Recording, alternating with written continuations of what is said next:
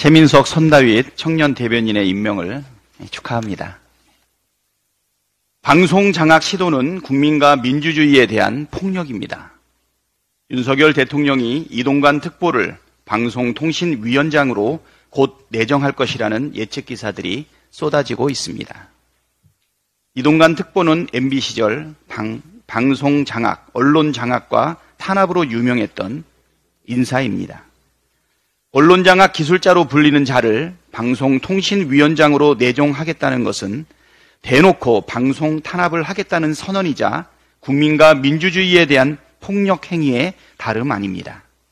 최근 여론조사에 따르면 우리 국민 10명 중 6명이 이동관 특보의 내정을 반대하고 있고 현직 기자의 80%도 반대하는 것으로 나타났습니다. 그럼에도 이동관 특보를 방송통신위원장으로 내정한다면 국민을 적으로 돌리고 민주주의를 노골적으로 탄압하겠다는 선전포고라고 해야 할 것입니다. 국민은 대통령실과 법무부의 인사검증 시스템이라는 것이 과연 존재하는지 질문하고 있습니다.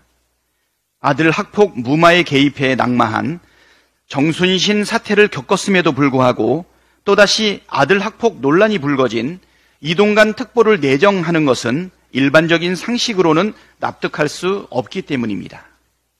윤석열 정부의 인사검증은 법무부가 맡고 있습니다. 한동훈 법무부 장관은 정순신 사태 당시 몰랐다는 황당무계한 변명을 대며 인사검증 실패 책임을 미꾸라지처럼 빠져나갔습니다. 그러나 이동관 특보의 경우는 이런 변명이 전혀 통할 수 없습니다. 정순신은 몰랐다 치더라도 이동관은 온 국민이 알고 있습니다. 방송통신위원장은커녕 다른 어떤 공직을 맡기에도 부적합한 인사인 이동관 특보를 내정한다면 한동훈 법무부 장관이 인사검증 실패 책임을 무겁게 져야 할 것입니다. 후쿠시마 원전 방사능 오염 해양 방류에 사용하는 해저터널 공사가 조만간 완료된다는 일본 현지 언론의 보도가 나왔습니다. 우리 국민의 불안과 염려가 커지고 있는데 정부와 여당의 대응은 한심하기 짝이 없습니다. 정부는 일일 브리핑을 열며 일본 자민당 정부 대변인 같은 해명이나 하고 있고 국힘당은 횟집에 가서 회를 먹는 게 대응입니다. 일본이 바다에 투기하는 핵 오염수는 마셔도 될 만큼 안전하기 때문에 우리 수산업 피해 지원 대책 논의는 필요 없다면서 횟집을 가는 것입니다. 이러다 다음에는 후쿠시마 원전 오염수 1리터씩 마실 태세입니다.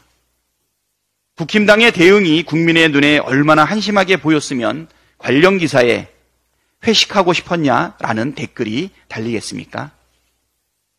국힘당은 정신 차리기 바랍니다. 정부와 국힘당이 해야 할 일은 단순합니다. 걱정하는 우리 국민을 향해 괴담이라고 옥박지를 게 아니라 일본 정부에 우리 국민의 우려를 전하십시오. 직접 시료 채취도 못하면서 일본 정부 대변인처럼 안전하다, 앵무새처럼 되풀이할 것이 아니라 원전 오염수, 해양 투기에 반대하는 입장을 명확하게 전달하십시오.